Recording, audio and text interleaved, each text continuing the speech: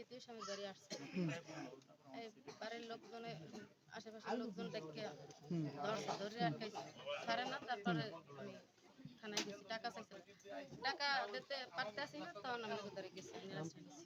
আচ্ছা, কারণ ওই যে ভিকটিম আপনি বলছেন যে অপহরণ হয়েছে, টাকা চাইছে, আর আপনার ভিকটিমের ওই নাম কি? আপনি কি ভিকটিম ছিলেন? অপহরণকারী আপনি ছিলেন? মানে অপহরণ আপনি হয়েছিলেন? অপহরণ হয় না, এমনি আটকে রাখছিল? ও, এমনি তো কোনো সমস্যা নাই, এমনি মারধর বা টাকা পয়সা এরকম? আচ্ছা, আপনার কি নাম? মোহাম্মদ জসিম। আচ্ছা, তাহলে আপনি আপনার পাইছেন? হ্যাঁ, পাইছি। হ্যাঁ, কোনো সমস্যা নেই তো আর? আচ্ছা, আমি একটু কথা নেই, বন্ধ করেন না।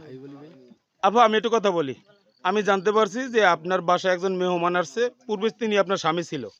তো আপনি একটা অভিযোগ করেছেন যে ওই মেহমান গুম হয়েছে, কিন্তু পটুয়াখালী সদর থানার অফিসার ইনচার্জ একটা অভিযোগ পাওয়ার পরে তার প্রতিনিধি পাঠাইছে, তারা এসে আপনার মেহমানকে উদ্ধার করছে, বা এক জায়গায় তিনি নিজেই আত্মগোপনে ছিল, মানুষের ডরে, মানুষের একটা ভুল বোঝাবুঝি ছিল, কিন্তু এই যে তাকে উদ্ধার করে আপনার মাঝে ফিরেই দিয়েছে, পুলিশের এই সহযোগিতা পেয়ে আপনি খুশি কিনা? হ্যাঁ, আমি খুশি। আপনি কি কাউকে কোনো টাকা পয়সা দিয়েছেন? না, কেউ কোনো টাকা পয়সা চাইছে? কারো প্রতি কোনো অভিযোগ আপনার আছে? না, কারো ভয়তে বলতেছেন? না, আপনি খুশি তো? আমি নিজে, আমার দ্বারা কেউ কিছু চায় নাই, আমি বলবো কেন?